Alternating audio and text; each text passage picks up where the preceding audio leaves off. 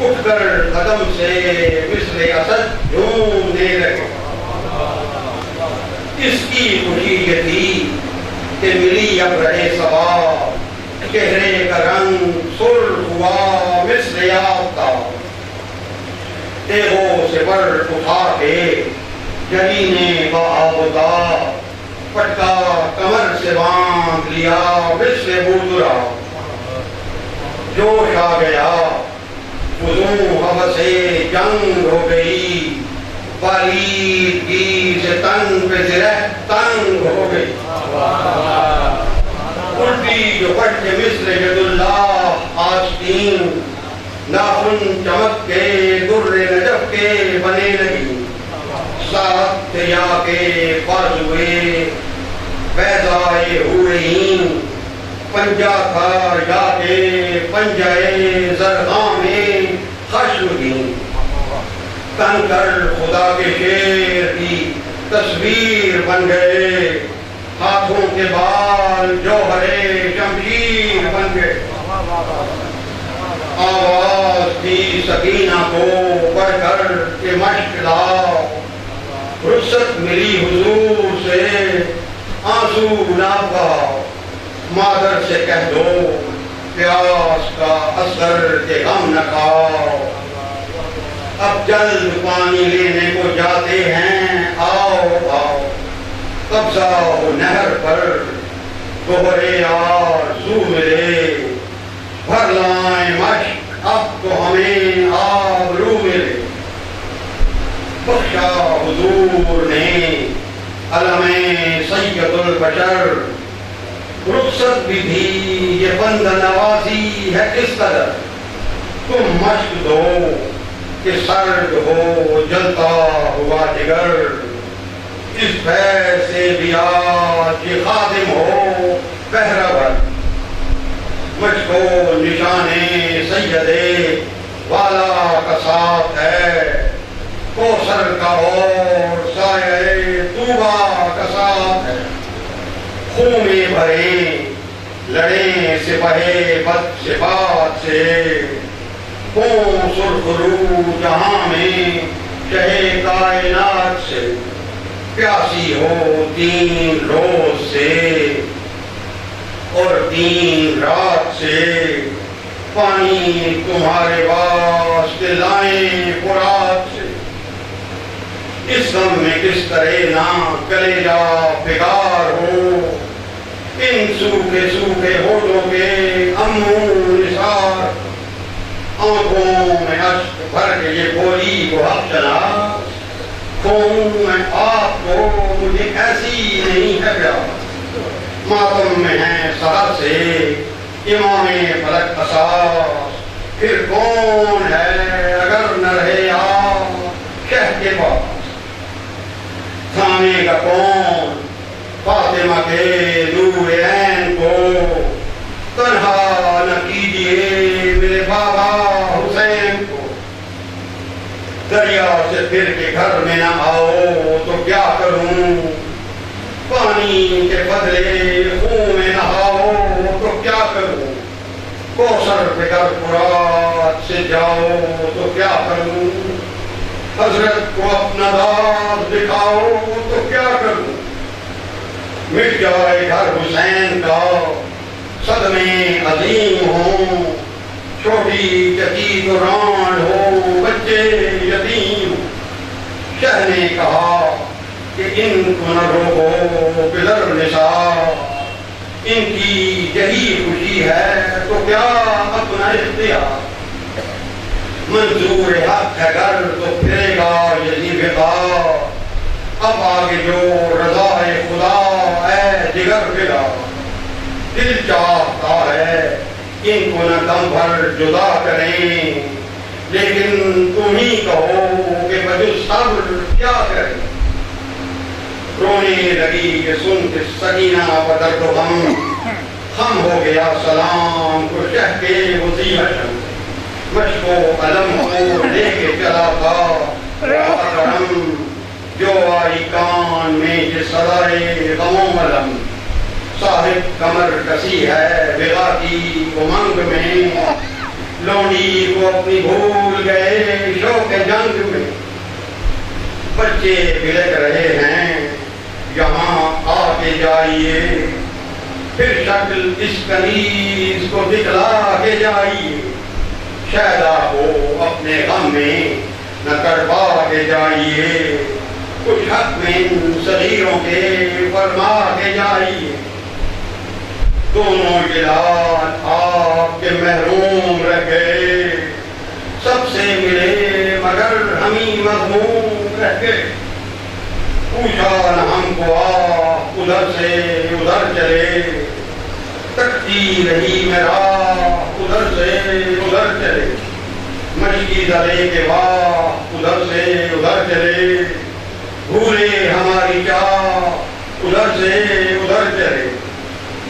کیا لوڈیوں کے حال پہ شفقت نہ چاہیے، صاحب خلاف رسم محبت نہ چاہیے، کہیے تو نقط وقت کدھر جاؤں، کیا کروں کس طرح دونوں بچوں کو بہلاؤں، کیا کروں کیا کہہ کے اپنے دل کو میں سمجھاؤں، کیا کروں بیٹھی رہوں یہیں کہ وہاں آؤں، کیا کروں جب تم نہ ہو تو کیا ہے جہانے خراب میں، ارشاد کچھ تو کیجئے لوڈی کے باب میں، یہ سن کے آپ جیلا ہوا بازوے ایمان، آیا وہاں تڑپتی تھی جس جا وہ لیکنا، چھوٹے کو لے کے گود میں کھولا وہ تشنکان، صاحب کے اضطراب کا ہے کون سا مقام،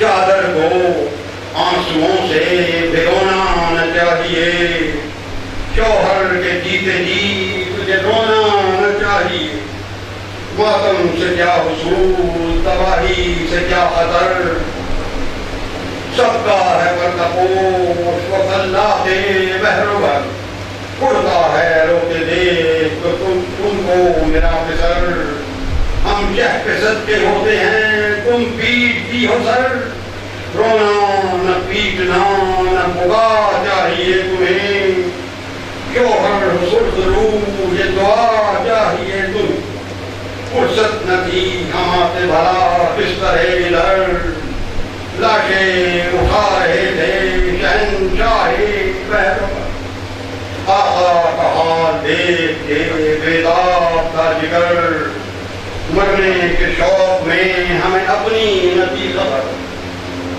دنیا تمہارے رونے سے اندھیر ہو گئی، جانے دو اب کہ جانے دو جلد اب کے بڑی دیر ہو گئی، سمجھا چکے ہیں شک کو بھی ہم تم کو چند بار، عزت رضا و شکر میں ہے صبر میں بتا، تم کیا ہم تم کو کیا ہلال بگڑ شہ پہ ہو نثار، میرا بھی اس میں فخر تمہارا بھی افتخار، افسوس کیا غلام خوش انجام کے لیے، ہم آئے تھے جہاں میں کسی کام کے لیے، سوچو تمہیں کیا جب مرنے میں کیسا نام، خوشنودی رسول رضا مندی ایمان، جس میں خوشی بطول کی ہو تم کرو وہ کام، آقا کی لوڈیوں میں تمہارا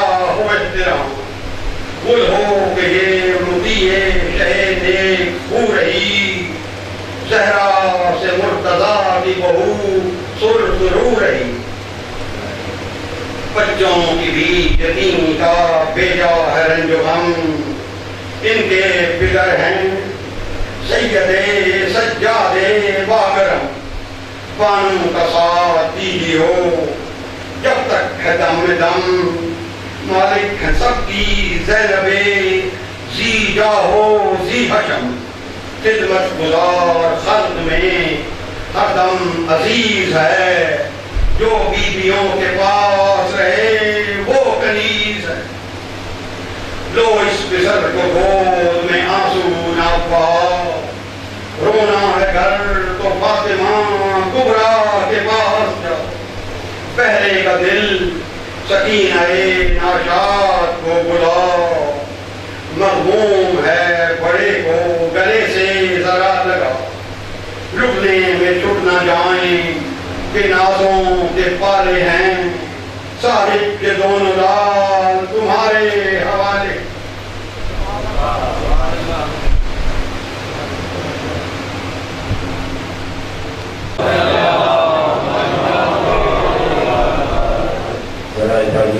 امام زمانہ علیہ السلام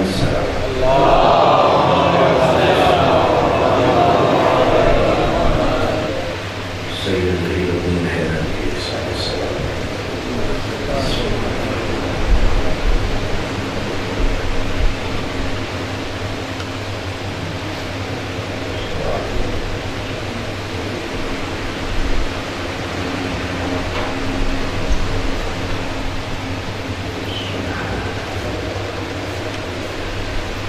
واحد خالق کائنات اپنا نظام کی عبادت کو منظور فرمائے اور سالہ کی رضان کا اشرف حرم کا اہتمام انسان شیخ کو منظور فرمائے اور تمام مریضوں کو شفا عطا فرمائے۔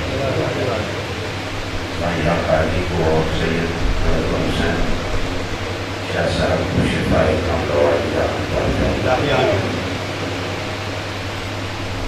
اور پوری دنیا میں جہاں جہاں بھی حضرت علی امام حسین علیہ السلام کو ولی اللہ کی سلامات اور حبیب الحق سرکار امام زمانہ علیہ السلام کا مل کے ایک صلوات پڑھیں۔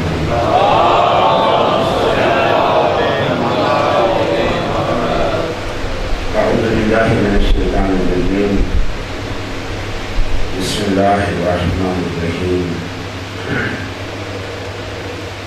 الحمد للہ رب العالمین،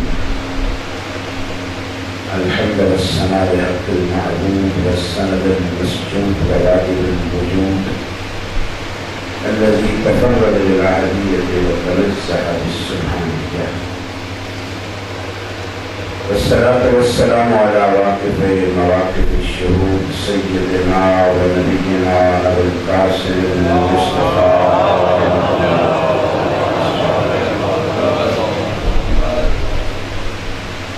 وعلى آله الأطيبين الطاهرين المنتجبين، لا سيما على بقية الله في السماوات والأرضين، أجل الله فرجا وسخر الله مخرجا ورزقنا الله رؤيته ونصرته، والسلام على الحسين وعلى علي بن الحسين وعلى أولاد الحسين وعلى أصحاب الحسين وعلى أخي الحسين العباس وعلى أخت الحسين زينب۔ أما بعد، فقد قال الله تبارك وتعالى في كتابه المجيد والفرقان الحميد وهو أصدق القائلين وقوله الحق، بسم الله الرحمن الرحيم، إنما يريد الله ليذهب عنكم الرجس أهل البيت ويطهركم تطهيرا۔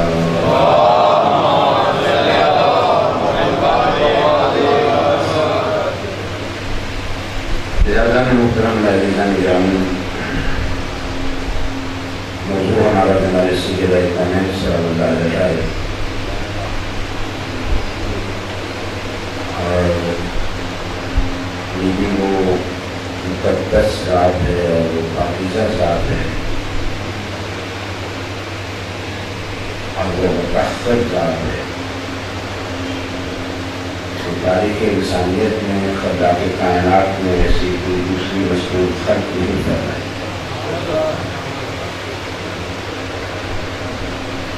حسب کے حوالے سے دیکھا جائے یا نسب کے حوالے سے دیکھا جائے،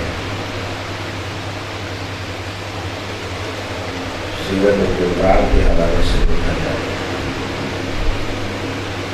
تو جناب سیدہ کونین جیسا کہ نبی کریم نے فرمایا کہ دنیا میں 4 خواتین صرف ہیں جو کامل ہوگی، اور کامل ناقص کے مقابل ہوتا ہے۔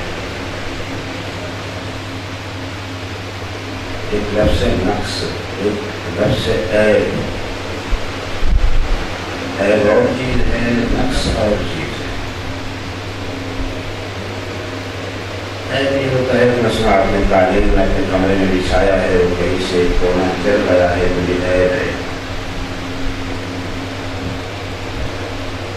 یا پھٹ گیا ہے۔ نقص یہ ہوتا ہے کہ قالین کمرے میں پورا نہیں آیا، اسی کہتے ہیں نقص، مکمل نہیں ہوا، پورا نہیں، چھوٹا ہے۔ تو یہاں پہ لفظ کمال رسول اللہ صلی اللہ علیہ وآلہ وسلم نے استعمال فرمایا ہے۔ کمل من الرجال کثیر ومن النساء الا اربع، 4 خواتین ہیں۔ ایک لفظ اس حدیث میں سے چھوٹ گیا تھا جو آج آپ کی خدمت میں عرض کرنا ہے۔ آپ کی توجہ ہے؟ بڑی مہربانی۔ فرمایا ہے کہ 4 ہی خواتین ہیں۔ ایک مریم بنت عمران ہے، اور ہمارے بھائی پروفیسر نجار صاحب ہمارے پرانے مہربان ہیں، محسن ہیں، کچھ خیراتیاں کر گئے ہیں، تو پھر کہتے ہیں زندگی ہوگی۔ بہت خوشی ہے کہ آج تشریف فرما ہے، ہمارے دین سلامت رکھے۔ تو بلدیت کے ساتھ رسول اللہ نے نام دیا۔ ایک مریم بنت عمران ہے، دوسری آسیہ بنت مزاحم ہے، تیسری خدیجہ بنت خویلد ہیں، اور چوتھی فاطمہ بنت محمد۔ اس بلدیت کے بیان میں بھی ایک راز ہے کہ جناب عمران جو کہ جناب مریم کے والد ہیں، ان کا بھی ایک مقام ہے، یقیناً جناب مزاحم کا بھی ایک مقام ہے، اسی طرح جناب خویلد۔ لیکن فاطمہ الزہرا سلام اللہ علیہ کا بابا خاتم المرسلین محمد مصطفیٰ،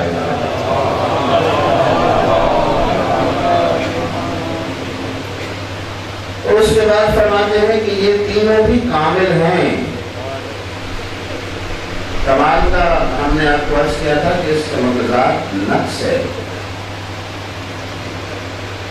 جسے سرور دو عالم اس بیوی کے متعلق فرمائیں کہ وہ کامل ہے، تو اس کا مطلب ہے کہ وہاں نقص کا تصور موجود نہیں ہے، ان تینوں بیویوں میں بھی نہیں ہے۔ لیکن آگے پھر تصریح فرما رہے ہیں کہ یہ 4 خواتین کامل ہیں اس کائنات میں، لیکن میری بیٹی فاطمہ الزہرا سلام اللہ علیہا ان تینوں سے بھی افضل ہے۔ یعنی وہ کامل ہیں اور بطول اکمل ہے۔ یہ وہ لفظ ہیں جو نبی کریم صلی اللہ علیہ وسلم کی زبان اطہر سے نکل رہے ہیں، اور اس سے ثابت ہوتا ہے کہ جناب سیدہ کونین سلام اللہ علیہ کا مقام باقی ان تینوں بیویوں سے بلند تر ہے۔ کسی کے ذہن میں یہ تصور نہ جائے کہ جناب سیدہ کونین بھی کامل ہے اور جناب مریم سلام اللہ علیہ بھی کامل ہیں، تو دونوں کا مرتبہ اور مقام بلند ہے، نہیں۔ جناب سیدہ کونین کا مقام بلند ہے، اور اس کی وضاحت کے لیے دوسری حدیث میں ارشاد فرمایا کہ یہ ساری جنت میں جائیں گی، لیکن جنت کی سرداری خواتین کی وہ میری بیٹی بطول کو حاصل۔ سیدۃ النساء اہل الجنہ، جنت کی عورتوں کی سردار ہے۔ ساری جنت اس گھرانے کی ہے۔ حسنین شریفین علیہ السلام کے لیے فرمایا کہ الحسن والحسین سیدا شباب اہل الجنہ، حسن اور حسین زمانہ میں جنت کے سردار ہیں، اور سرکار المومنین کو اس طرح شامل کیا کہ فرمایا کہ وَأَبُوهُمَا أَفْضَلُ مِنْهُمَا، حسن اور حسین زمانہ میں جنت کے سردار ہیں، لیکن ان کا بابا علی ان دونوں سے افضل ہے۔ یہ لفظیں اس لیے فرمائیں تاکہ کسی کے ذہن میں یہ خیال نہ جائے کہ حسنین علیہ السلام جنت کے سردار ہے تو امیر المومنین کا کیا مقام ہے. اس لیے نبی فرما رہے ہیں کہ نہیں علی ان سے افضل ہے. اور پھر بیٹی کے بارے میں فرما رہے ہیں کہ وہ بھی جنت کی عورتوں کی سردار ہے. جہاں تک مخدومہ کونین کا تعلق ہے، بیوی تو ہے ہی اصل میں جوہر وجود جنت سے بیوی کا ہے. اس لیے نبی کریم اپنی بیٹی کو جب اپنے پاس بٹھاتے تو سونکھا کرتے. اس کا سوال ام المومنین حضرت عائشہ نے بھی کیا نبی کریم سے، یا رسول اللہ آپ ایسا کام کرتے ہیں کہ دنیا کا کوئی باپ بیٹی کے ساتھ نہیں کرتا، کہ قریب دکھا کے آپ سونکھتے ہیں. فرمایا میری بیٹی کے جسم سے جنت کی خوشبو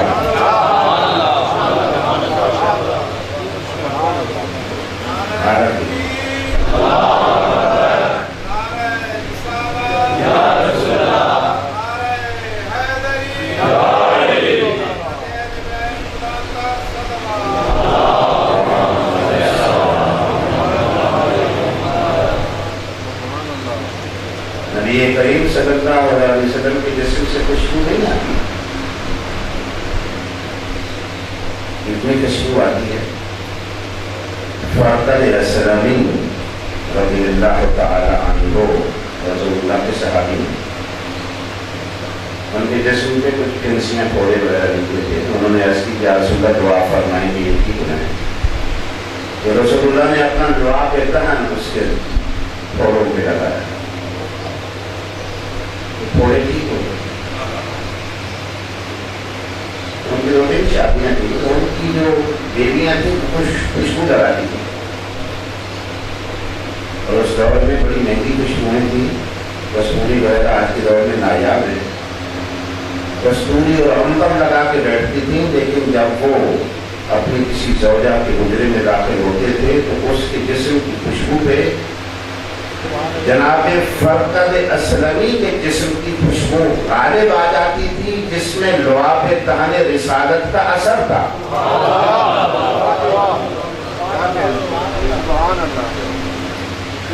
جس رسول کے لعاب دہن کا اثر اتنی خوشبو ہے،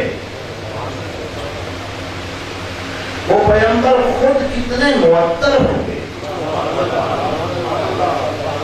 جس نبی کا جسم اتنا معطر اور اتنا خوشبودار ہے کہ جس گلی سے رسول اللہ گزر جاتے ہیں، بعد میں گزرنے والے لوگ کہتے ہیں کہ جہاں سے رسول اللہ گزرے ہوں گے.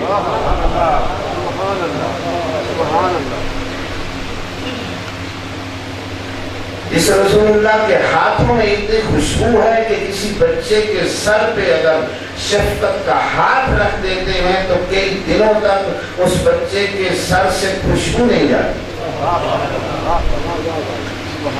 وہ نبی پھر فرمائیں کہ میں اس لیے سنتا ہوں کہ میری بیٹی بطول کے جسم سے جنت کی خوشبو آتی ہے، تو پتہ نہیں وہ کیسی خوشبو ہے جس سے معطر ہے، جس میں اطہر سیدہ کونین سلام اللہ ہے. نعرہ حیدری، آواز بلند صلوات.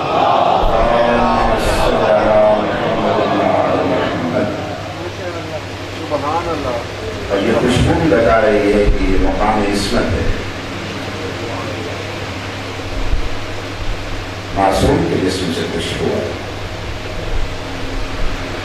اور عصمت میں جیسے جیسے اضافہ ہوتا ہے جسم معطر ہوتا جا رہا ہے. اصل میں یہ انسان کی معصیت ہے کہ اس جسم کی خوشبو کو ختم توجہ کرنا ہے. گناہ ایک بدبو ہے.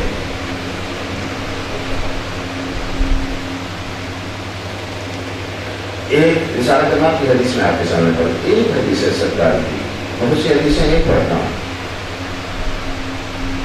فرماتے ہیں انسان اگر ایک جھوٹ بولتا ہے تو اتنا تعفن ہوتا ہے اس سے کہ 70,000 فرشتہ اس تعفن سے اذیت محسوس کر کے اس پہ لعنت کرے.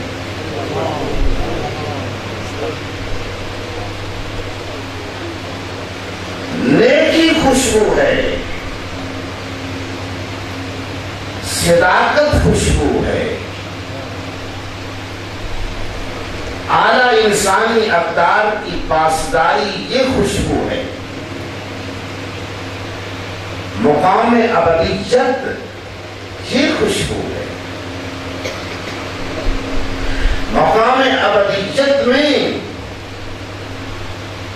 اور فرما برداری ذات توحید اور ذات رسالت میں یہ مستور کس مقام پہ ہے؟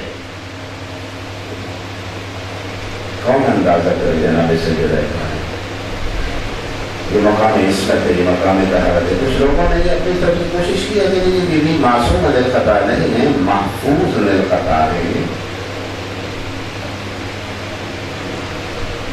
ان کی خدمت میں عرض کروں کہ یہ لفظ عفت، یہ لفظ طہارت، یہ لفظ پاکیزگی، یہ لفظ عصمت، یہ سارے الفاظ چھوٹے ہیں، بطول کا مقام بلند ہے.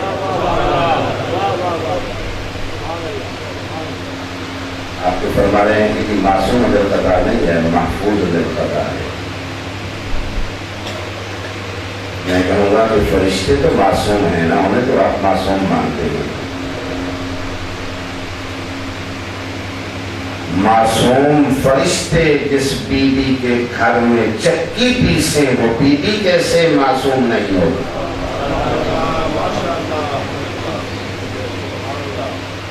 بدون یقیناً عصمت معال ہے، صاحب تطہیر ہے. دوستوں نے بڑی کتابیں لکھی ہیں اس محفوظ عن الخطا اور معصوم عن الخطا کی بحث میں، اور اس میں بھی بڑی کوشش کی ہے کہ اس آیت تطہیر میں ازواج رسول اللہ کو بھی شامل کر لیں کسی طرح سے.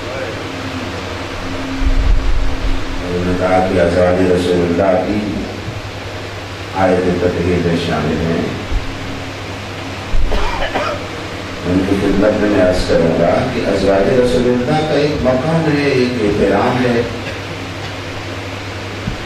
ازواج رسول اللہ کی عظمت اور ان کی شان کے لیے کیونکہ رسول اللہ سے انہیں نسبت ہے، ان کے ہم جان قربان کرنے کے لیے تیار ہیں. ان کی احترام کے لیے خون کے آخری قطرے تک ہم لڑنے کے لیے تیار ہیں. ازواج رسول اللہ کا ہم سب شیعہ احترام کرتے ہیں. لیکن جہاں تک آیت تطہیر کا تعلق ہے وہ ہم قرآن سے پوچھیں گے کہ اے کتاب الہی تو بتا آیت تطہیر میں کون کون شامل ہے.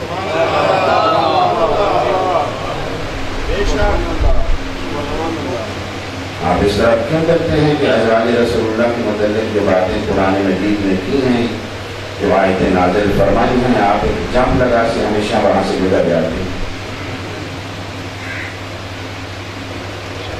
جبکہ میرے نبی فرما رہے ہیں بلغوا ولو آیہ، ایک آیت بھی اگر تمہیں پہنچا سکتے ہو کسی تک تو اس آیت کو پہنچاؤ.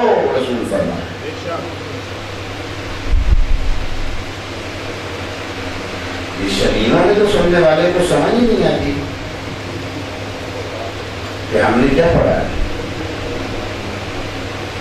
ازواج رسول اللہ کے متعلق جتنی آیات ہیں ان کا تقابل کر نہیں آ پایا کے ذریعے سے. احترام ہم سب کا ہم کرتے ہیں.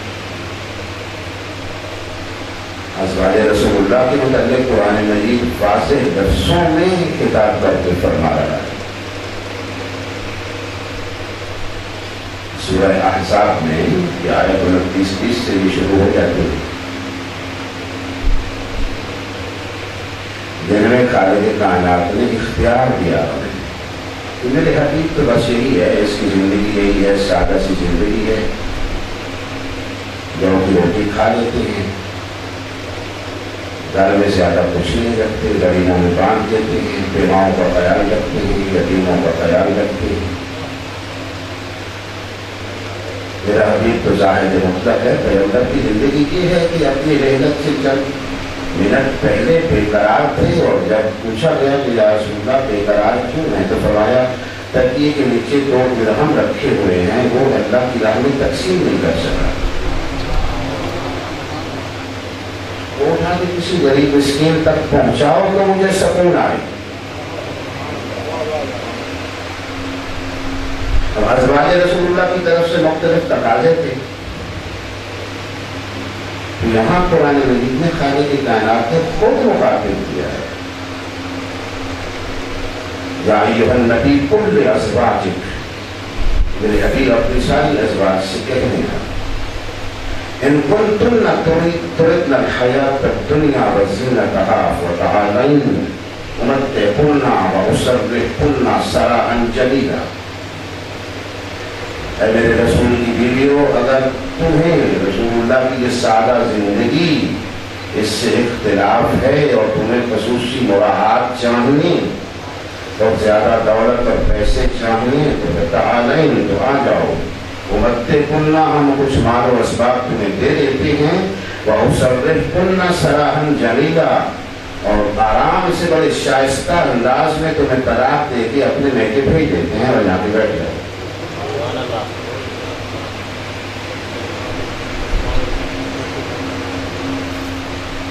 یہاں آئے تھے تطہیر سے ڈالے،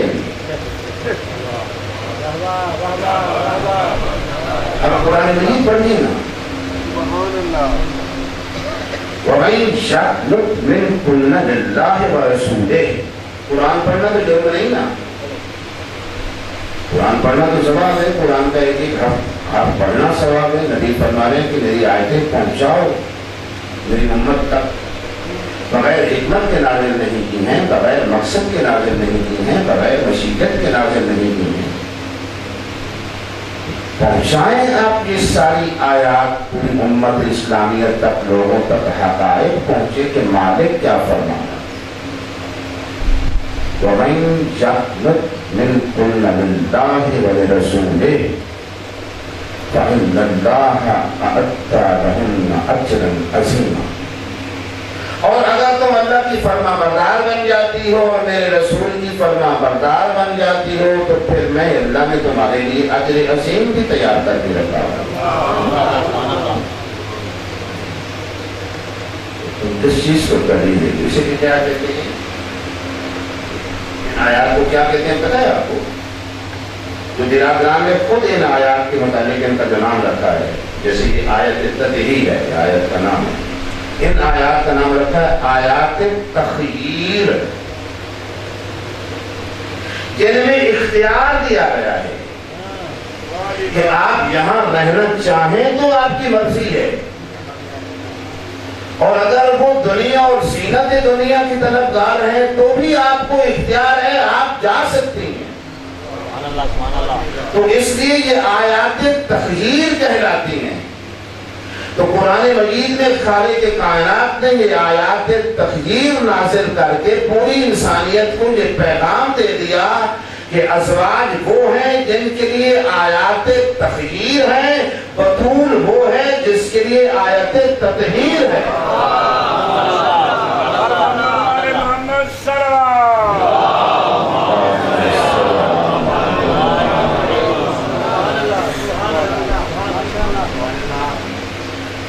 یا نساء النبی لستن کأحد من النساء، میرے نبی کی بیویوں تو عام عورتوں کی طرح تو نہیں ہو، انہیں اتقیتن، انہیں تو تقوی اختیار کرنا چاہیے۔ یہاں تطہیر کی آیت سے بجائے گی فلا تخضعن بالقول حتى يطمع الذي في قلبه مرض، اور اگر دروازے پہ کوئی غیر محرم آ جائے میرے رسول سے بات کرنے اور وہ گھر پہ نہیں ہے اور تم دروازے کے اندر سے آتی ہو تو نرم و نازک لہجے میں اور لگے لپٹے انداز میں بات نہ کیا کرو کہ کہیں اس کے دل میں طمع نہ پیدا ہو جائے جس کا دل مریض ہے۔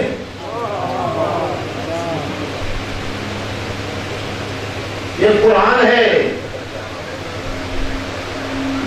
فَقُلْنَ قَوْلًا مَعْرُوفًا، اور تم تو صاف صاف انداز میں سیدھی سیدھی بات کیا کرو.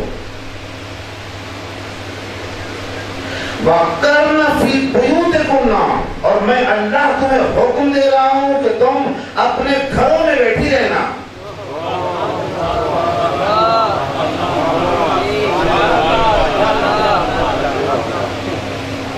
کیا پتا کہ کون سی حکمت الہیہ اس میں پوشیدہ تھی کہ خالق کائنات کی نبوت میں سوچ ہوئی تھی کہ کہنا چاہیے.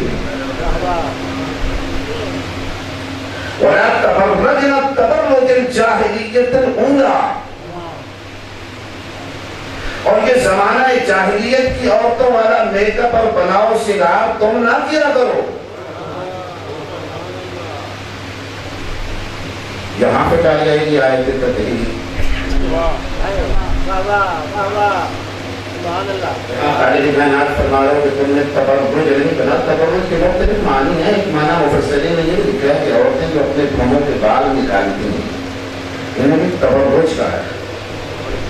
قرآن کے بلا تبرجنا تبرج الجاہلیت الاولیٰ، تو جاہلیت اولیٰ بھی ساتھ فرما رہا ہے کہ اس زمانے کی عورتوں کی طرح تم نے نہیں کرنا تبرج. وہ بناؤ سنگار تمہارے لیے نہیں ہے کیونکہ تم میرے رسول کی ازواج ہو. وَأَقِمْنَ الصَّلَاةَ، تم تو نماز قائم کرو. وَآتِينَ الزَّكَاةَ، اور تم تو زکات دو. وَأَطِعْنَ اللَّهَ وَرَسُولَهُ، اور تم اللہ اور اس کے رسول کی اطاعت کیا کرو. یہاں تک فرمایا ہے نا. یہاں اسی طرح سے جس طرح دو آدمی یا دو گروہ کسی انسان کے سامنے ہوتے ہیں اور بطور فیصل یا کسی بات کو سننے کے بعد وہ فیصلہ سناتا ہے دونوں کو کہ آپ یہ ہیں اور آپ یہ ہیں. تو آئین اسی انداز میں قرآن مجید میں ڈال دی ہے. جدادران نے ان آیات کا نام آیات تخلیق رکھا ہے. ہمارے علماء نے تو انہیں آیات تنبیہ کہا ہے. ہمارے علماء نے آیات تخلیق نہیں کہا. وہاں آیات تنبیہ ہے. واقعی تنبیہ ہے نا. وَلَا تَبَرَّجْنَ تَبَرُّجَ فِي بُيُوتِكُنَّ، گھروں میں بیٹھی رہو. وَلَا تَبَرَّجْنَ تَبَرُّجَ الْجَاهِلِيَّةِ الْأُولَىٰ، زمانہ جاہلیت کی عورتوں کی طرح تم نے بناؤ سنگار نہیں کرنا ہے. وَقُلْنَ قَوْلًا مَعْرُوفًا، سیدھے سیدھے لہجے میں بات کیا کرو. دروازے پہ کوئی آئے تو نازک لہجے میں اور لگی لپٹے انداز میں آپ نے گفتگو نہیں کرنا ہے. یہ آپ کی شایان شان نہیں ہے کہ کسی مریض دل والے کے دل میں کوئی غلط تصور پیدا نہ ہو جائے. اور تم نماز قائم کرو. یہ ساری تنبیہات آ رہی ہیں. اور تم زکات دو، اور تم اللہ اور اس کے رسول کی اطاعت کرو. یہاں تک فرمانے کے بعد یہ سارے کے سارے سیغے جمع مؤنث مخاطب کے ہیں. لستن جمع مؤنث مخاطب ہے. کرنا فی بیوتکن، ان میں دونوں سیغے جمع مؤنث مخاطب کے ہیں. پروفیسر نجار صاحب مجھے تائید کر رہے ہیں، وہ جانتے ہیں عربی کو. تبرجنا یہ کون سا سیغہ؟ وہی جمع مؤنث مخاطب کا سیغہ. اسی طرح سے اقیمنا جمع مؤنث مخاطب ہے. آتینا جمع مؤنث مخاطب ہے. اطعنا جمع مؤنث مخاطب ہے. آگے اچانک لہجہ بدل گیا ہے. فرمایا انما یرید اللہ لیذھب عنکم الرجس اہل البیت ویطہرکم تطہیرا. جہاں مؤنث کے سیغے ختم ہو گئے. انما یرید اللہ لیذھب عنکم، قوم مؤنث کا سیغہ نہیں ہے، جمع مخاطب مذکر کا سیغہ ہے. یہاں مرد داخل ہو گئے ہیں.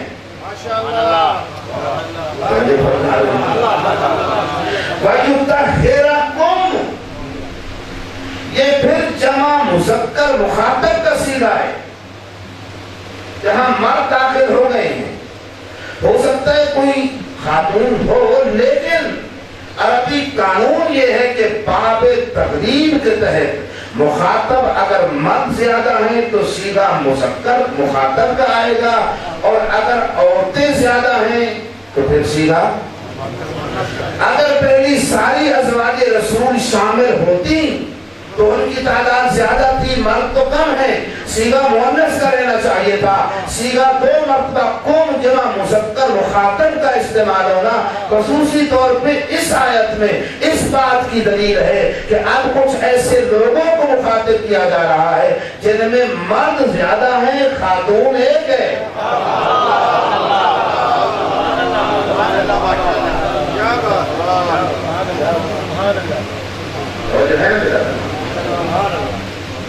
یہ اسی طرح سے کہ پہلے انہیں تنبیہ کی گئی ہے، پھر ادھر مخاطب ہو جاتے ہیں 10 الہی کچھ اور شخصیات ہیں ان سے مخاطب ہو کے کہتا ہے. انہیں کہہ رہا ہے کہ تم اپنے گھروں میں بیٹھی رہو، انہیں کہہ رہا ہے کہ تم نے بناؤ سنگار نہیں کرنا، انہیں کہہ رہا ہے کہ غیر محرم سے کس طرح گفتگو کرنی ہے، انہیں کہہ رہا ہے کہ تم جو ہے اچھے انداز میں بات کیا کرو، لگی لپٹی انداز میں بات نہ کیا کرو. انہیں کہہ رہا ہے کہ تم اور عورتوں کی طرح نہیں ہو کہ اس طرح سے زندگی گزارو. پھر اچانک کچھ اور لوگوں سے مخاطب کر کے کچھ فرماتا ہے اور جہاں تک تمہارا تعلق ہے تمہارے لیے تو اللہ کا ارادہ یہ ہے کہ ہر قسم کے رزق سے تم کو دور کر دے اور تمہیں ایسا پاک کرے جیسا پاک کرنے کا حق ہے. محمد والے محمد صلی اللہ. میں 8 دنوں سے یہ آیت تطہیر بطور عنوان پڑھے جا رہا ہوں، تھوڑا سا اس کو بولنا چاہیے. تطہیر ہے کیا، اس کا کیا مفہوم بنتا ہے؟ انما یرید اللہ، یہ اللہ کا ارادہ ہے. یہ لفظ یرید اس پہ بھی تھوڑی بحث ہے. اللہ کا ارادہ ہے، جو کہہ رہے ہیں کہ یہ معصوم من الخطا ہے، معصوم من الخطا نہیں ہے. آیت تطہیر کے لیے کہہ رہے ہیں کہ اس سے جو طہارت ثابت ہوتی ہے وہ محفوظ عن الخطا ہیں، معصوم عن الخطا نہیں ہے. معصوم عن الخطا سے بندیاں ہیں اور محفوظ یہ اپنی طرف سے اصطلاحات گھڑی جا رہی ہیں. دین میں کہیں نہیں ہے، حدیث میں کہیں نہیں ہے، قرآن میں کہیں نہیں ہے. اپنی طرف سے اصطلاح وضع کی کہ یہ محفوظ عن الخطا ہے. ہم نے پوچھا یہ محفوظ عن الخطا کسے کہتے ہیں؟ تاکہ جس خطا کا اللہ نے انہیں اپنی لفظ خود استعمال کیا انہوں نے کہ اللہ انہیں اپنی حفاظت کی چادر میں لے لیتا ہے. اللہ انہیں ہر قسم کے عیب اور نقص اور گناہ سے حفاظت کرتا ہے، محفوظ ہے. اس لیے اللہ جس کی حفاظت کرے ہر قسم کے گناہ سے، پھر اچانک اللہ اس حفاظت سے تھک جاتا ہے کہ پھر امکان خطا ہو جاتا ہے.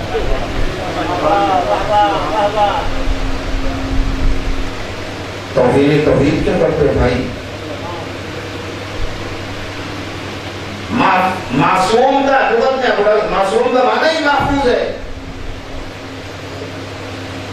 یا ایھا الرسول بلغ ما انزل الیک من ربک فإن لم تفعل فما بلغت رسالتہ واللہ یعصمک من الناس. یہ یعصمک کا کیا ہے؟ کسی معصوم سے ہے، اس وقت سے ہے نا، وہ بھی مانتا ہے. کلمہ آپ کیا کرتے ہیں؟ اللہ تیری لوگوں سے حفاظت کرے گا. تو عصمت کا معنی تو حفاظت ہے. کہاں سے امکان خطا نکال کے لے آئے؟ پھر آپ اس بحث میں پڑ گئے ہیں کہ یہ مکان خطا کا مطلب یہ تو ہم نہیں کہہ رہے کہ خارج میں اس کا وجود ہو، اس کی کسی مصداق کا. عوام کو ان بحثوں میں الجھا کے کیا کون سا اپنا مقصد حاصل کرنا چاہیے؟ پچھلے دنوں ایک ڈاکٹر ہیں، ہمارے دوست ہیں اہل سنت کی، ان سے میری بات ہوئی تو وہ ہنس پڑے. انہوں نے کہا مجھے صاحب بولے تو سمجھ نہیں آتی کہ سیدھی طرح سے بطور کو معصوم مان کیوں نہیں لیتے؟ یہ اہل سنت ہے. سیدہ کونین کی زندگی بتا رہی ہے کہ بی بی معصومہ ہے. جو مقام تسلیم پہ ہے. کیا کروں کہ ساری فرمائشیں اور سارے احکام کا خیال کو رکھنا پڑتا ہے. آپ سمجھ گئے ہیں کس طرح بات کو لے کے جا رہا ہوں. علامہ اقبال نے کیا کہا بیوی کے بارے میں، وہاں کیا کہا جا رہا ہے؟ بہت سی آیتیں میں نے چھوڑ دی ہیں، میرے پاس اتنا وقت ہی نہیں. کل یا کل کچھ کوشش کریں، جس طرف میں جا رہا تھا اس طرف سے ہٹنا پڑ رہا ہے مجھے، اور بات اس طرح آج کی یہ اس حد تک تو تشنا بھی رہے گی، لیکن کل انشاءاللہ وہ اس کو مکمل کرے گی۔ وہاں کہا جا رہا ہے کہ آپ کو اختیار ہے کہ آپ کو یہ زندگی پسند نہیں ہے، آپ کے لیے یہاں تو غربت ہے، یہاں تو نصرت ہے، یہاں افلاس ہے، ہماری ضروریات پوری نہیں ہوتی، اس کا مطلب ہے کہ وہاں مقام تسلیم نہیں ہے۔ اور میری مخدومہ وہ ہے کہ علامہ اقبال کہیں کہ آسیہ گردان اور لب قرآن سارا، بہو نظر کیا عظمت بیان کروں کہ تو اس مقام تسلیم پہ ہے کہ چکی بھی چلا رہی ہے لیکن لبوں پہ قرآن کی آیات کی تلاوت کیا۔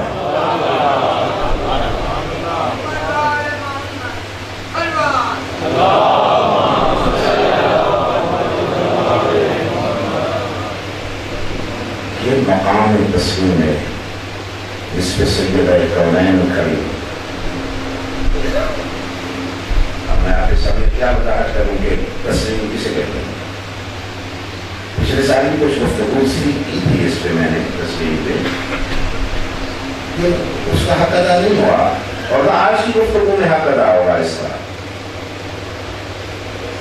آپ نے جو بڑھاؤ ہے سرکار امیر المومنین نے ایمان کے 5 رکن بتائے، ایمان 5 ارکان سے مکمل ہو جاتا ہے، کامل ایمان کسے کہتے ہیں؟ اس میں سے پہلے رکن کا نام ہے یقین، دوسرے رکن کا نام ہے صبر، تیسرے رکن کا نام ہے رضا،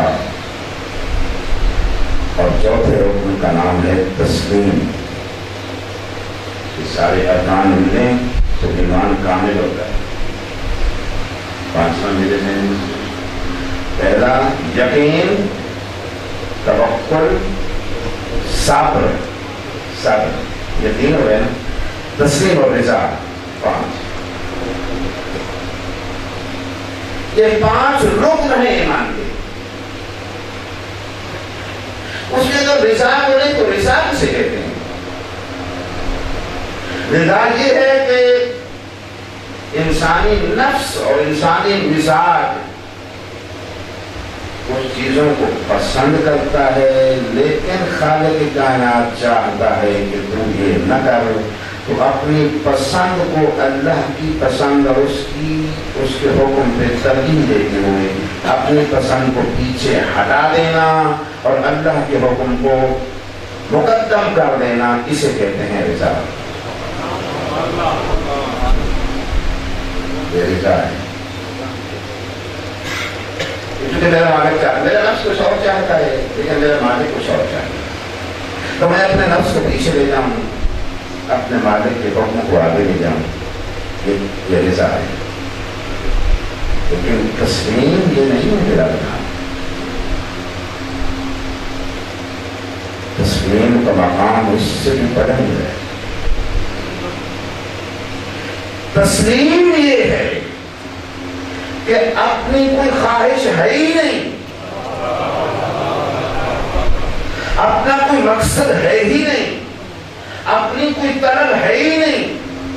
رضا میں اپنی طلب ہے، اپنا مقصد ہے، اپنی خواہشات ہیں، خواہشات نفسانی کا وجود ہے یہاں پہ، لیکن انہیں مؤخر کر کے امر الہی کو مقدم کر رہا ہے، یہ رضا تھی۔ لیکن مقام تسلیم میں اپنی کوئی طلب ہی نہیں ہے، اپنا کوئی مقصد ہی نہیں ہے، صرف وہ مقصد ہے اور وہ طلب ہے جو اس معبود حقیقی کی طلب ہے۔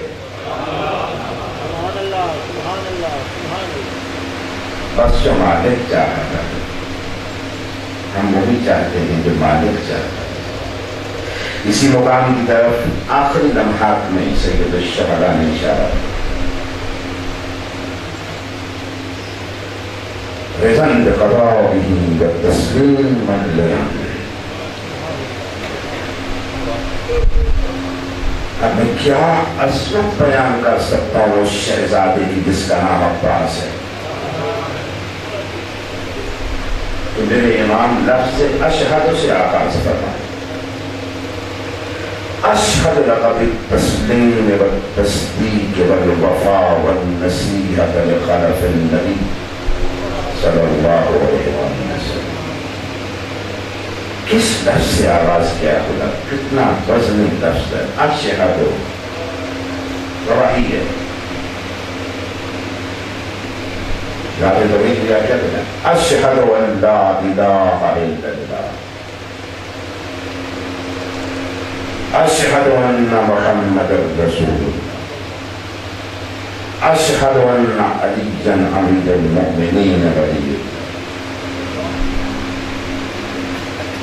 اشہد. اور یہ اشہد کون کہہ رہا ہے؟ امام صادق کہہ رہے ہیں. کس کے لیے کہہ رہے ہیں؟ سرکار کے پاس. اشہد لک بالتسلیم. عباس میں گواہی دیتا ہوں تیری اپنی کوئی طلب ہی نہیں ہے. عباس کو اس سے مبرہ اور منزہ ہے کہ کوئی اپنی طلب ہو اور اسے پیچھے رکھ کے تو نے امر الہی کو مقدم کیا ہو. نہیں عباس میں امام ششم گواہی دیتا ہوں تیری کوئی طلب نہیں, تیری کوئی خواہش نہیں, تیرا کوئی مقصد نہیں. تیرا مقصد وہی ہے جو مقصد معبود ہے اور یہ مقام انتہائی بندگی ہے جس پہ سرکار وفا ہے. بلکہ میں نے جب آپ کے سامنے وہ ارکان ایمان بیان کی, میں جس شہزادے کا ذکر کرنے لگا ہوں بابودا اس کا کچھ ثانی نہیں.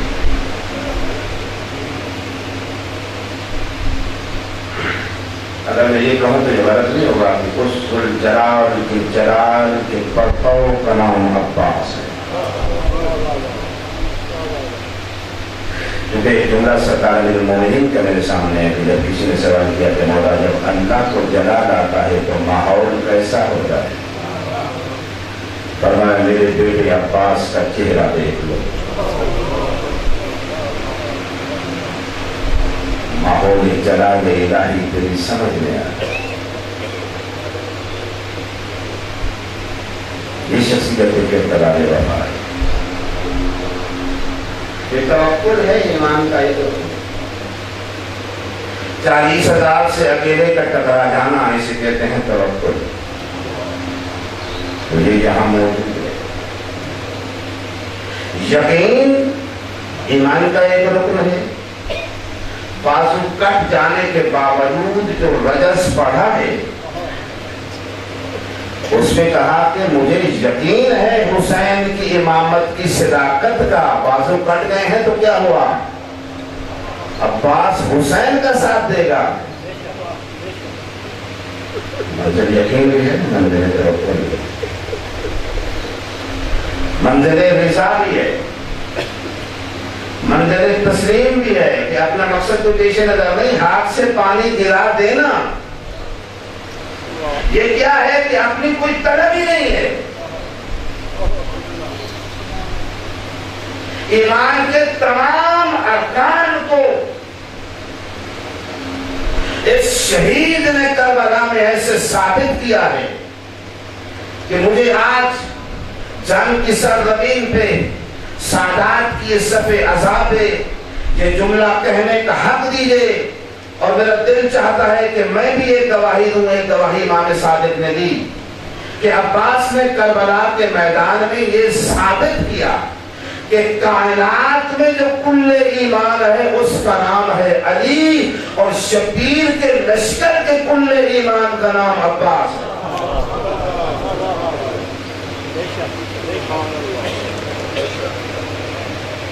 دانے وقت میں زیادہ گنجائش نہیں رہ گئے.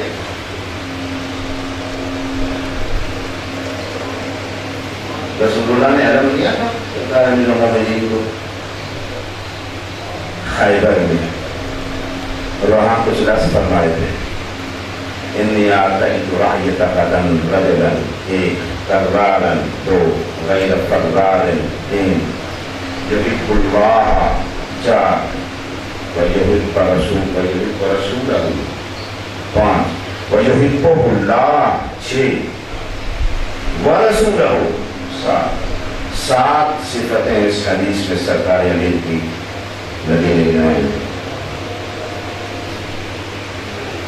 اسے دے رہا ہوں جو مرد ہے، جو کرار ہے، جو غیر فرار ہے، جو اللہ سے محبت کرتا ہے، جو اللہ کے رسول سے محبت کرتا ہے، جس سے اللہ محبت کرتا ہے، جس سے اللہ کا رسول محبت کرتا ہے۔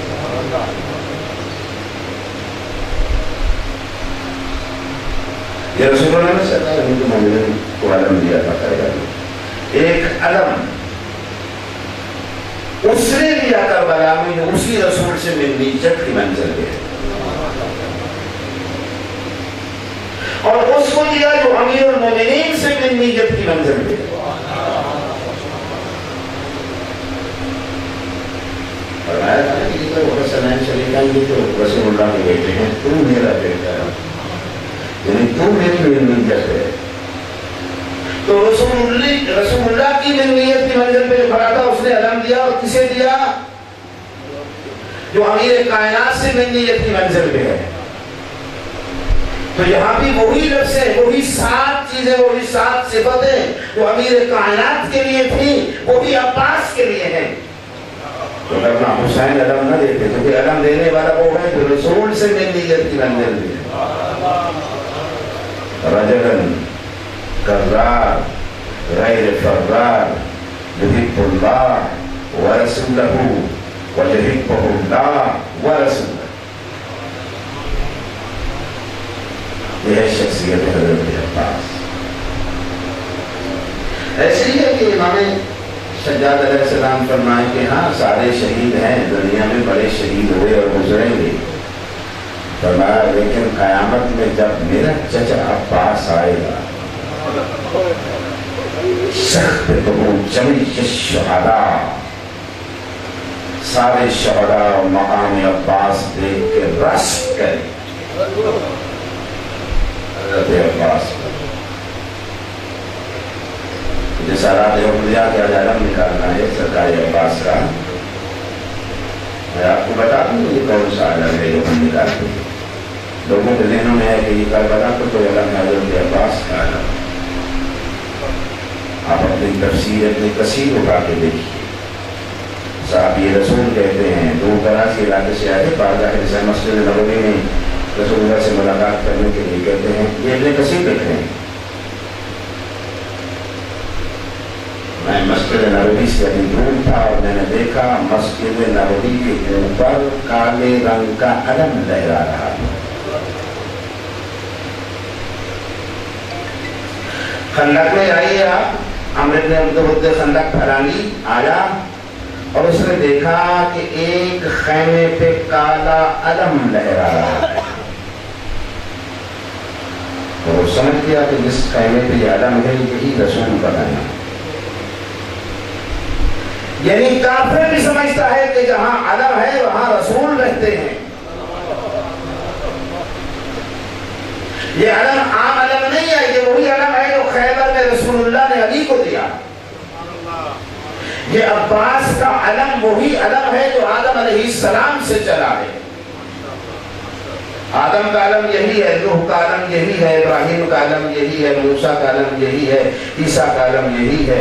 یہی علم چلتا رسول اللہ تک پہنچا ہے، اور رسول اللہ کے بعد یہی علم تھا جو 2 مرتبہ سرکاری امیر نے کھولا، ایک مرتبہ جنگ جمل میں اور ایک مرتبہ صفین میں، اور امیر المومنین کے بعد پھر یہ علم حسین نے کربلا میں کھولا، اور یہ علم کس کے حوالے کیا؟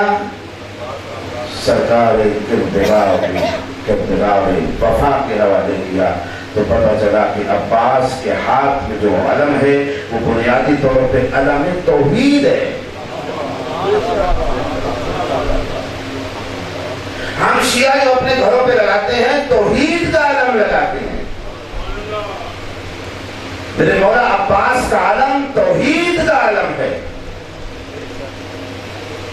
چونکہ بنا لا الہ الا اللہ نے دیا ہے، محافظ لا الہ الا اللہ عباس کو۔ اگر حسین بنا لا الہ الا اللہ ہے تو عباس محافظ لا الہ ہے۔ منتظر معلمی یزید کے دربار میں جب یہ علم پہنچا اس نے دیکھا تو وہ طرف دکھا ہوا، اس نے کہا یہ علم کس کے ہاتھ میں تھا؟ انہوں نے کہا یہ حسین کے بھائی عباس کی ہاتھ میں، اس نے کہا میں جنگ جو کی شجاعت کا اقرار کرتا ہوں کہ اتنا بہادر تھا کوئی انسان، پورے علم کے اوپر تیروں کے اور تلواروں کے اور نیزوں کے نشان ہیں سوائے مقبضل ید کے۔ مقبضل ید کہتے ہیں جہاں سے علم کو پکڑا جاتا ہے، کہتے ہیں صرف وہ حصہ ہے جس پہ کوئی نشان نہیں، جو اس بات کی دلیل ہے کہ اس جنگجو نے زندگی کے آخری سانس تک علم کو چھوڑا نہیں۔ حضرت کو اللہ ہمارے کا خوشنا بس میں نے ریسپشن کر دیا۔ میں کیا عرض کروں آپ کی خدمت میں، حقیقت میں دل چاہتا یہ لفظ بھی کہہ دوں، میرے مولا علی انگوٹھی آپ نے دی، آپ کو ولایت ملی، بستر پہ سوئے آپ کو رضائیں ملی، خندق میں آپ نے ضرب ماری، ثقلین کی عبادت سے افسر ہو گئی۔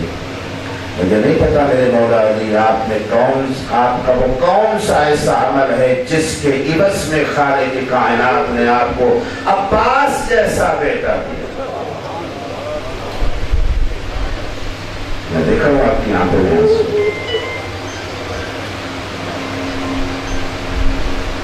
یہ وہ بیٹا ہے جس کی ولادت کی امیر کائنات نے اپنے تہجد کی نمازوں میں دعائیں مانگی۔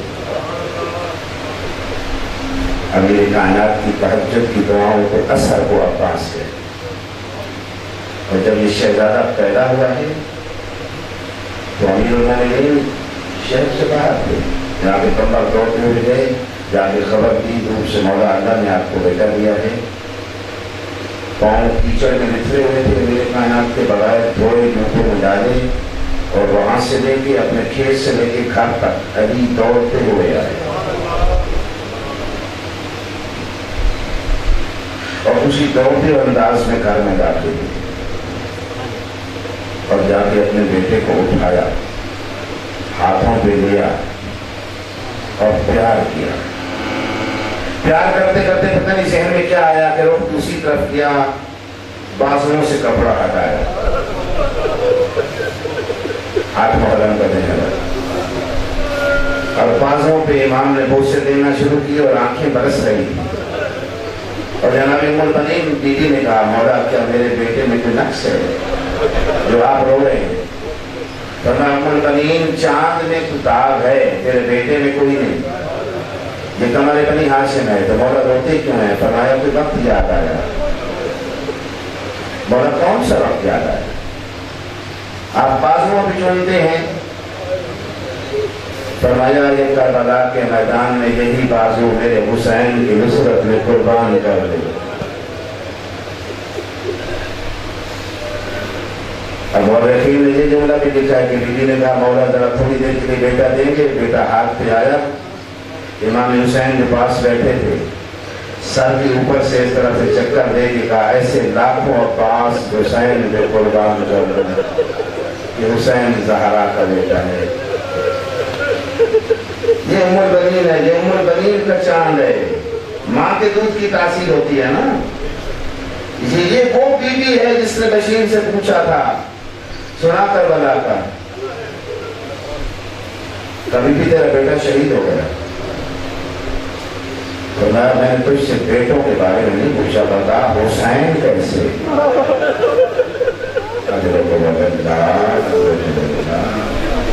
سلامت رہو آزاد رہو۔ بلکہ عجیب لفظ ہے جس کا ترجمہ اگر کروں، قطعت نیات قلبی سألتک عن الحسین۔ تو بار بار بیٹوں کی بات کرتا ہوں، اس نے کہا بیوی آپ کا بڑا بیٹا عباس شہید ہو گئے، جعفر شہید ہو گئے، عبداللہ شہید ہو گئے، عثمان شہید۔ فرمایا میں بیٹوں کا نہیں پوچھ رہی، تو میری بار بار بیٹوں کی بات کر کے اور بیٹوں کا ذکر کر کے میرے دل کی رگوں کو نہ کاٹ، مجھے بتا حسین کیسے ہیں؟ اجرکم الازداد، دیر نہ کر، جلدی بتا۔ اور پہلے ماتم بھی نہیں کیا، جب اس نے کہا نا بی بی حسین شہید ہو گئے، اب ماتم کیا ہے جناب ام البنین نے۔ یہ اس بیوی کا رخت ذکر ہے جس نے چلتے ہوئے مدینہ سے بھی کہا تھا عباس بیٹا بس ایک وصیت ماں کی یاد رکھنا، مجھے بطول کے سامنے شرمندہ نہ کرنا۔ ماں کی وصیت یاد تھی لیکن مقام تسلیم پہ ہے، بولا کچھ نہیں۔ آخری وقت میں آ کے کھڑا ہوا پیچھے سے، وہ بھی سامنے سے نہیں، شبیر کرسی پہ بیٹھے تھے، قدموں کی آہٹ ہوئی، امام نے پیچھے پلٹ کے دیکھا، سر جھکا کے عباس کھڑے تھے۔ عباس کیسے آئے ہو؟ جواب کا تو دس ہے، مولا ذات کا صدر کلیجہ پھٹ جائے۔ اکبر کے بعد اب مجھے کیا جینا ہے؟ قاسم کے بعد اب عباس کیا دیے؟ فرمایا عباس انت صاحب لیوائی۔ یہ سید ابن طاؤس کا مقصد ہے۔ سید لکھتے ہیں امام نے فرمایا انت صاحب لیوائی، عباس تو میرا علمدار ہے۔ وعلامت عسکری، عباس تو علامت اور نشانی ہے میرے لشکر کی، کیسے تجھے اجازت دے دوں؟ فبکیا حسین، اور حسین روئے کہ بدار وفا نے کہا مولا وہ لشکر کہاں ہے جس کا مالک آپ کو سلامت رکھے، اب اجازت دے دیں، نہیں برداشت ہوتا، اجازت بھی نہیں دی۔ فرمایا عباس جا اگر ہو سکے تو بچوں کے لیے پانی لے گا۔ خیمہ اندر قرب الماء، جس خیمے میں وہ مشکیں رکھی جاتی تھی، اس میں سے بچوں کی العطس کی آواز آ رہی ہے۔ چلتے ہوئے آئے، خیمے میں داخل ہوئے، مشکوں کے اوپر بچوں نے گریبان پھاڑ کر اپنے سینے رکھے ہوئے، قدموں کی آہٹ ہوئی، چھوٹے چھوٹے بچوں نے پیچھے پلٹ کے دیکھا، بی بی سکینہ نے بھی دیکھا، کہا چچا آئے ہیں پریشان نہ ہو، اب پانی مل جائے گا۔ چھوٹی سی مشق اٹھائی، چچا کو ساتھ لے کے چلی، تیاری کرائی چچا کی، اور ایک جملہ کہا چچا جان پانی ذرا جلدی لے آنا، میرا اصغر مرنے والا ہے۔ امام کے سامنے آئے، 3 سے مقامات ہیں جہاں پہ مقتل بقا بقان عالیہ، 3 مقامات پہ حسین بلند آواز سے روئے۔ ایک یہ مقام ہے جب کردگار وفا کو رخصت کر رہے تھے حسین، یہ کس وقت روئے ہیں؟ کیونکہ دور سے کھڑے ہو کے جھک کے سلام کیا اور گھوڑے کی طرف جانے لگا، گھوڑے پہ سوار بھی ہو گئے، چند قدم اٹھائے تھے، پیچھے سے حسین کے رونے کی آواز، پیچھے پلٹ کے دیکھا، مولا خیریت تو ہے؟ مقتل کہتا ہے حسین کیوں روئے تھے؟ عباس کے ذہن میں یہ تھا کہ پانی لے کے آ جاؤں گا، لیکن حسین چونکہ علم امامت سے جانتے تھے کہ اب اسے لوٹ کے نہیں آنا، بالیں دونوں پھیلائی ہوئی تھی، کہہ رہے تھے عباس ایک مرتبہ مجھے سینے سے تو لگا لے۔ گھوڑے سے نیچے اترے، شبیر کے سینے سے لگے، اور اب عباس سمجھ گئے کہ مجھے لوٹ کے نہیں آنا، اگر لوٹ کے آنا ہوتا تو حسین اس انداز میں مجھے ودا نہیں کرتے۔ مقبول مجلس سے مالک آپ کو سلامت رکھتی عزتدارو، سمیٹ رہا ہوں بیان کو، بہت تفصیلی شہادت ہے اس شہزادے کی، لیکن بالکل اجمال کے ساتھ آخری لفظوں پہ آ گیا۔ حسین کے سینے سے جب الگ ہوئے ہیں تو امام چند قدم آگے بڑھے، زہرا کے لال میں ایک ہاتھ گھوڑے کی لگام میں ڈالا اور دوسرا ہاتھ اس شہزادے کے گھوڑے کی رکاب پکڑ لیا۔ یہاں پہ یہ مقتل کا لفظ لینا نہیں، اور فرمایا ارکب بنفسی انت یا اخی، سوار ہو جا تجھ پہ حسین قربان ہو جائے۔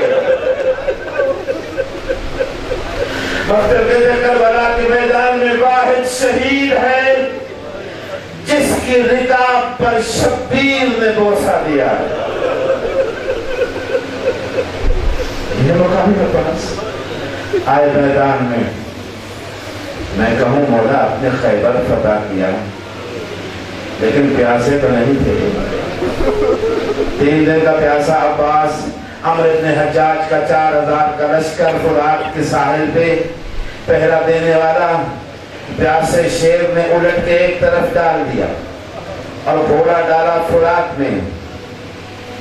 خشک مشک سکینہ کی ڈوری چلو میں پانی لیا. دشمن کو دکھانا چاہتے تھے کہ میرے پاس پانی ہے تو صحیح لیکن پیوں گا اس لیے نہیں چونکہ میرا امام حسین پیاسا. مطلب وذکر عطش الحسین، شبیر کی پیاس کو مد نظر رکھتے ہوئے فرات کو پیاسا چھوڑا. عباس نے تھوڑا پیچھے موڑا، باہر نکلے. حسین ابن نمیر لعین پورا دستہ لے کے آیا فوج کا، جن کا دستے کا کام تھا صرف تیر برسانا. مقتل کہتے ہیں عباس کے جسم میں اتنے تیر لگے ہوئے تھے گھوڑے پہ یہ شہزادہ نظر نہیں آتا تھا، صرف تیر نظر آتے.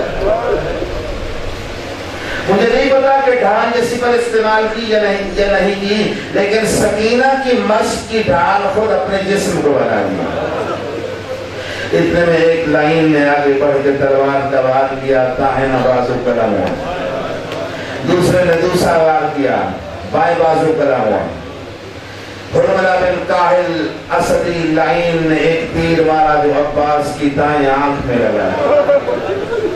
بازو کٹ گئے تھے، ہاتھ تو تھے نہیں کہ تیر نکالتے. سر کو نیچے جھکایا، تیر کا دوسرا سرا گھٹنوں میں دیا.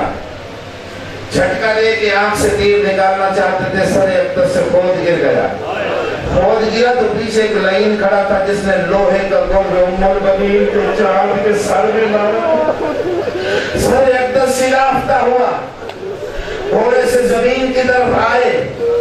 مشق سے پانی بہ گیا تھا، جسم کے اگلے حصے میں لگے ہوئے سارے تیر پشت کی طرف سے نکل گئے. چونکہ ہاتھوں کا سہارا لے نہیں سکتے تھے، گرتے گرتے آواز دی، یا اخا ادرک اخا، مولا میری مدد کو آئیے. حسین بڑی جلدی سے آئے لیکن شبیر کے پہنچنے سے پہلے نجف سے علی آ گئے تھے. آواز دے کر کہا، بابا 21 ماہ رمضان کی رات کو آپ نے وصیت کی تھی پانی نہ پینا. بابا دیکھ لے تیرے بیٹے کی ہونٹ خشک ہے. بابا میں نے پانی نہیں پیا. حسین آئے، دونوں بازو جھولی میں اٹھائے ہوئے تھے. زہرا کے لال نے قدموں کی چاپ سنی، احترام اٹھنے کی کوشش کی. امام نے فرمایا، عباس میں تجھے احترام معاف کرتا ہوں، جس حالت میں تو ہے. سر اٹھا کے اپنی آغوش میں رکھا. زہرا کے لال صرف ایک سوال کا جواب دے. چند قدم کے فاصلے میں کسی بی بی کی آواز آتی ہے جو بیل کر کے کہتی ہے، میرا پیاسا بیٹا عباس، میرا وفادار بیٹا عباس. مولا میری ماں تو مدینہ میں رہ گئی تھی، اور میں عباس نہیں پہچانا. بقیہ سے میری ماں زہرا آئی ہے جو بیٹا بیٹا کہہ کے بیان کر رہی ہے. عزاداروں، امام نے آنکھ سے تیر نکالا، اپنی آواز سے خون صاف کیا اور چاہتے تھے حسین کے لاش اٹھائیں. ابھی رمق چکے باقی تھی. کہا مولا تجھے اپنی امامت کا واسطہ میری لاش خیمے میں نہ لے جاؤ. عباس کیوں نہ لے جاؤں؟ کہا مولا ایک تو جب آپ لاش اٹھائیں گے تو پورا لشکر دیکھ لے گا کہ جرنیل مارا گیا، حسین اکیلا رہ گیا. جلدبازی کی تجھ پہ حملہ کریں گے. اور دوسرا اس لیے کہ تیری سکینہ سے وعدہ کر کے آیا تھا کہ پانی دے آؤں گا، نہیں لا سکا، اس لیے تیری سکینہ کے سامنے شرمندہ نہیں ہونا چاہتا. میری لاش فرات کے کنارے پر ہی رہنے دے۔ عزادارو امام نے آخری وصیت مانی بھائی کی، واپس چلے، گھوڑے پر سوار ہو کے نہیں، گھوڑے کی لگام ایک ہاتھ میں حسین نے پکڑی ہوئی، دوسرے ہاتھ میں عباس کا علم تھا، کمرزدار ہاتھ کے بال کی چھپی ہوئی تھی، امامہ کھول کے گلے میں آیا ہوا تھا اور آواز دے رہے تھے ایستا ایستا الان انکسر الزہری وقلت ہیلتی، اب حسین کی قبر ٹوٹ گئی، حل من ناصر ینصرنا، میرا جنرل مارا گیا ہے، کوئی مجھے غریب کی مدد کرنے والا۔ خیموں کے باہر پہنچے، سناٹا تھا ہر طرف، خاموشی تھی، خیمے کا پردہ ہٹا، 4 سال کی بیٹی باہر آئی، کہا بابا سواروں کے نہیں آیا ہے، پیدل آیا ہے، میرے چچا کا علم آیا ہے، این امی العباس، بابا مجھے پانی نہیں چاہیے، مجھے بتا میرا چچا عباس کہاں ہے؟ امام نے فرمایا سکینہ مارا گیا۔ یہ لفظ خیمے میں بہن نے سنے، آواز دے کر کہا واہ حجابا ہے زینب کا پردہ۔